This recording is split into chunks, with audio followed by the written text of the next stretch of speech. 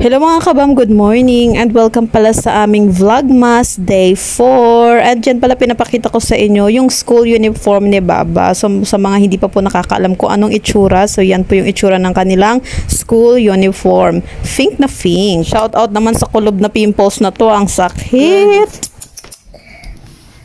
Good morning, today is day 4 ng ating Vlogmas. No, let's school. Today is Monday, so mag-i-school na si Baba. Lagyan natin na medyas. Okay. 6 ano na? 6:35, 40, 45. 6:45 na. Today pala is Monday, so yung class ni Baba is 7:20 to 9 AM lang kasi tomorrow is field trip. Ako, alam niyo mga kabab, excited ako sa field trip. Ayun siya.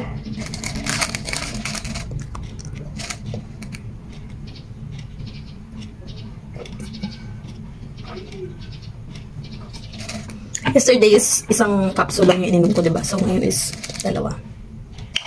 So, yun nga. Excited ako sa field trip. Kasi naalala ko, dati, nakasama lang ako sa field trip isang beses nung high school ako. Isang beses lang yun, mga kabam. And nakalimutan ko na kung anong year ako noon eh. Basta isang beses lang talaga. So, ngayon excited ako kasi yung pupuntahan namin is sa Zambales daw, which is first time ko talaga makakapunta. Sabi nga nila malayo, pero carry bells lang. So, good luck talaga. And yun nga, baka ma-delayed yung pag-upload ko kasi medyo yung time namin eh. Yung time ng pag-alis namin at pag-uwi namin. So, I'll try my best na habang andoon at may time ako, mag-edit ako ng mga clips na mas early ko siyang nakuha. Ito try ko kasi syempre 30 days of vlogmas to. So, dapat everyday meron akong ina-upload. So, ayan. Wait nyo na lang mga kabab. So, baba na ako. Nandun na si Baba. Let's go! Every morning, pag may pasok talaga si Baba, Monday to Friday, siya talaga yung pinapaasikaso ko na kumuha ng kanyang water. Let's go! Kiss Mama? One more? One more? One more. Pagdating namin sa kanyang school, ay pinitsuran ko lang muna si Baba and then may sumalubong sa kanyang bata. Isa yan yung baby girl na laging nag-a-assist kay Baba na ihatid siya sa kanyang classroom. Ang galing nga, parang magkapatid silang dalawa ni Baba. Hi, kailan kaya? Char! Okay, char lang yan mga kabam ha. Okay na ako sa isa, no? So, ayan, pinapakita ko pala sa inyo yung kanilang CCTV dito sa loob at saka sa labas ng school. So, at least alam mo talaga na safe ang iyong anak. So, ito na naman tayo sa waiting time. Kagaya ng sabi ko sa inyo mga kabam, 7:30 to 9 AM lang yung class nila today. Kaya, mapapaaga din naman yung pag-uwi namin. So, bali yung ginawa ko lang naman dyan ay nanood ng mga videos at nag-play ng games mga kabam para pang palipas na rin oras. So, ayan na nga, uwian time na ni Baba. Pero bago kami uwi, dadaan muna ako dun sa bilihan ng mga drinks kasi naubusan na ako ng drinks. And right after that, sa katabi ay meron dyang grocery store, which is dyan na ako lagi bumibili kasi malapit lang. And at the same time, mura yung kanilang paninda. Bumili pala ako doon ng pambaon namin sa field trip ni Baba. And at the same time, kumuha din ako ng gardenia na loaf bread para gagawa din ako ng sandwich namin. Yung sa shop, pinakita ko kanina. Doon ako laging bumibili ng mga groceries or everything na kailangan dito sa bahay. Kasi magkatabi lang siya nung shop ng soft drinks na binibilan ko. Saka mura lang yung paninda nila. Yung paninda nila is like, pwede mo siyang itinda. Alam mo yun? Kasi, di ba iba yung kapag like for example, bibili ka sa mga mall or sa mga, alam mo na, mga sikat na may pangalan ng mga grocery store. So, hindi mo siya mabibenta kasi malaki yung patong nila. Pero sa store na yun, sa shop na yun, is mura lang yung binibenta nila. Kaya kung nagtitinda kayo, ganun. Kaya nga doon din ako bumibili ng chicheria. Nagtitinda rin kasi kami ng chicheria. Pero chicheria lang. Tsaka drinks. Tulik ko muna to. Kasha. Ang bala ko kasi magdala nito para sa field trip ni Baba tomorrow. Tomorrow na yun mga kabam. Kaya bumili ako doon ng biscuit. Bumili din ako ng gardenia, yung loaf bread. Gagawa ako ng sandwich. So, para hindi na ako bumili doon. Siguro kung bibili man ako pang lunch namin. Yung like, may rice. Pero at least, alam mo yun, habang nasa biyahe, may tukutin ka. Hindi ka siya. Yung natira, kainin ko na lang siya. Gusto ko to eh. Matagal na ako naghahanap nito. Yung ko ba? Minsan mahirap hanapin yung pagkain na gusto mo. Maano nga lang siya, makalat. Ayan. Sarap. Coffee. So, nandito yung mga gamit namin. Kumuna itong medyas ko. Bala ko sana maligo bago maglinis. Hi.